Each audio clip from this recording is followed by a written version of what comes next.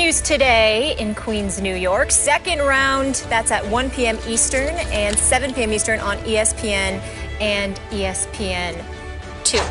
Meanwhile, a federal judge let the air out of Deflategate Thursday, erasing New England quarterback Tom Brady's 4-game suspension. U.S. District Judge Richard Berman said NFL Commissioner Roger Goodell went too far in affirming punishment of the Super Bowl winning quarterback. The written decision frees Brady to prepare for the September 10th season opener against the Pittsburgh Steelers. That's in Foxborough. Shannon, let's start with you. What impact will this decision have on the Patriots season? I think they're the favorite in the AFC. I mean, I think Rob Gronkowski is the second most dominant player in the National Football League behind J.J. Watt. He is spectacular. Julian Edelman has carved out his niche. He's Tom Brady's favorite guy. He's going to get 100 catches. Amendola, if he can stay on the field, you know, he get nicked up from time to time, but he's a solid receiver. The running game by committee is going to be Gray one week, it's going to be Blunt the next week. The thing that concerns me, the reason why they got really, really good is that they had two corners that could shut you down. No question. And Coach Belichick and Patricia could dial up different exotic looks and could really scheme you. They could really take things away from you because they were not worried. Darrelle Revis and Brandon Browner had the outsides locked down. Now, with those two guys missing, and you bring in Malcolm Butler, the Super Bowl hero, but he was a second, third corner. Now he's going to move to number one. Yep. And now your number 3, 4 corner is going to move to number 2. So now you got new guys coming in, and they're 5 and 6 guys. So the only thing concerns me is their defense, but they might struggle a little early. But if you know anything about a Coach Belichick team, as the season progresses, they progress. So I'm not worried about the Patriots. They're going to be what they normally are, 12-4, 13-3. The irony of this question is I had already picked the Patriots to win the AFC and get to the Super Bowl even if Brady missed the first 4 games. Wow. So I think I better stick with that. That's all in. I think I'm okay. You had a lot of confidence in Garoppolo, huh? I thought they'd go 1-3 and Brady would come back on a terror of a mission. The way he played in 2007, remember, after Spygate? Yes. Now, he did have that guy, that Randy Moss guy. That helped. That helped. But they tore the league apart. They stepped on people's throats. You remember that they would run it up on people like crazy? Don't be surprised if this repeats itself. Because I am looking for that, except I was looking for it in Game 5. Now I'm looking for it on opening night against those Pittsburgh Steelers. Brady has the widest disparity of split personality I think I've ever seen in an athlete, because off the field, which is what threw people a curve about his handling of this Deflategate publicly, where you kept saying, I don't think I'm a cheater. You know, that guy, that aw shucks guy, who works hard at giving little to nothing to the media. It's always, yeah, we did okay. We're going to try to do better next week. Then somebody else, when the switch gets flipped, Psycho Tom comes out on the field, and he's a madman. I've never seen a star quarterback play with more emotion during a game than Tom Brady does. Have you? Running to the end zone and headbutting Gronkowski? Yes. I mean, who would do that? He can get away with it because he's Tom Brady. People don't question it because he's been doing it so successfully for so long. It's not a form of rubbing it in or trash talking or taunting. It's just Brady being Brady. He's just excited about the touchdown pass he just threw. Well, that guy you're going to get times 10 because of what the commissioner attempted to do to him, which was to ruin his reputation, to taint his all-time legacy, right? Yes. So he's going to take it out on the field. And that's what he's kept telling his close friends, is that, hey, I don't want to speak about this publicly. I want to show people what I'm doing in court and then on the football field. I'm going to show my reaction. Right. So I think he will show it. Now, back to your points. All very good ones, by the way. My early fear is LaFell is hurt, and I'd tell you how hurt, but they never tell us how hurt, okay? so I don't know. You don't really know. Okay, Julian Edelman is hurt. He has some lower leg injury. I don't know what it is, but he hasn't been playing, and so I don't know what to trust and not to trust, which is why they went out and signed aging Reggie Wayne, who played a little bit the other night in the game and looked...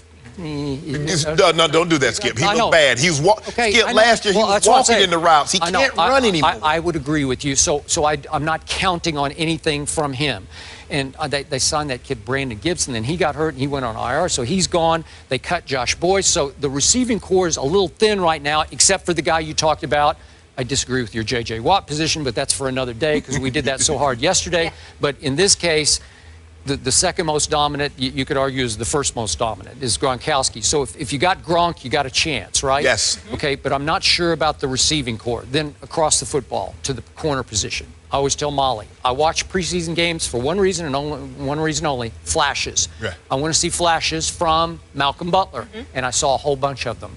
He's a gifted kid. Yes. That play he made was not flukish. Maybe it was a 1,000,000,000 shot, Yeah. the move that he made on that football, jumping that route on the goal line. It was the most shocking, obviously, Super Bowl play we've ever seen as far as ending a game. Skip, you know what that play did for his confidence? It showed him that he belonged. Oh, I remember my first touchdown, I caught it against an All-Pro and Kevin Ross. Wow. From that moment on, I believed that I belonged in the National Very Football League. interesting. So he made that play in the Super Bowl. To win the game. He believes in his mind, Yeah.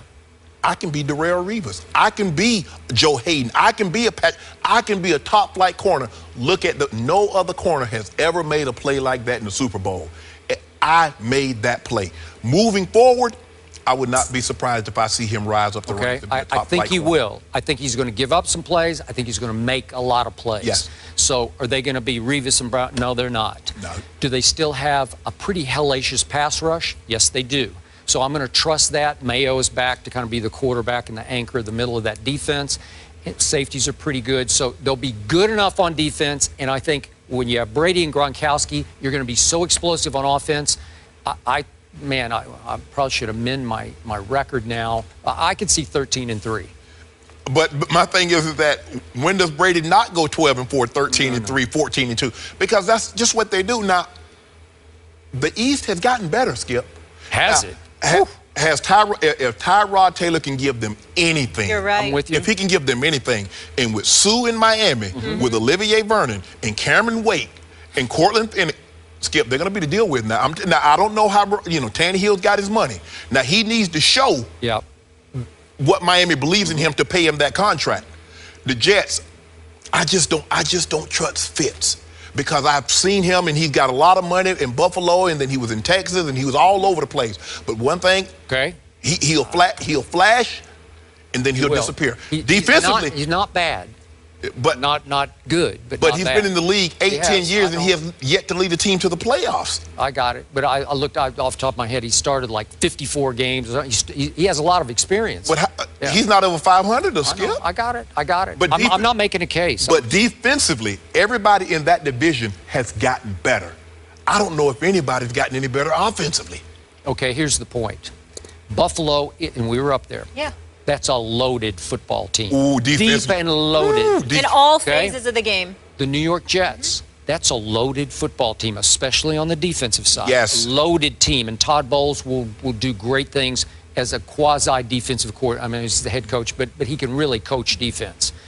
Miami, I give you Sue, and I'm not saying that's a loaded team, but it's a better team than it was a year ago. The defense is legit. Okay? Now, one team in that division has Tom Brady and nobody else does. Okay, so that's what it boils down to.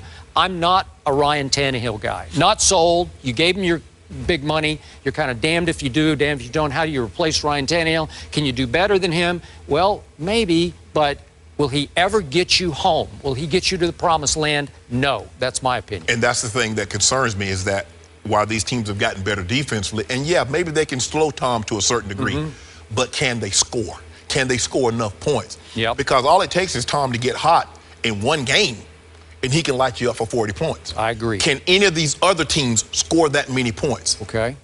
So here's my last point. We didn't bring him up because nobody cares except maybe me and some Patriot Nation fans. The other night in the preseason game, New England suffered a huge injury to a quote-unquote no-name player, but it was huge, to their fullback, James Devlin. He is gone for the year with a broken leg in a preseason game. It just tore me up watching it. Freakish, got turned around, snapped his whatever it was, tibia or whatever, broke his leg. He was a key blocker for the run game that obviously helped complement the greatness of Tom Brady. I think it's really going to hurt that run game because there's no obvious replacement for a guy like, you know how valuable those guys are. They're hard to find. I'm talking about that 250-pound bowling ball blocker who can also catch it out of the backfield. There you go. Okay? There you go. All right? It's a huge loss. And right now, if Tom Brady were sitting here, he'd say, I'm worried about that. We don't have that. So now the responsibility is heaped even more on the shoulder pads of number 12. They might have to throw the football a little more than they want because they don't have the blocking back. I never really worry about the Patriots as long as 12 is under center. When he leaves, I'm going to be extremely worried. But as long as he's there, if you're a Patriots fan or a Patriots player, you should sleep really well at night knowing 12's got our back. There were quarterback questions top to bottom in that AFC East division, but no longer with the New England Patriots because Tom Brady will be playing Week 1. That is Thursday when they host the Steelers. Speaking of that, after the break, our NFL analyst Mark Schlereth will join us to discuss this Deflategate business.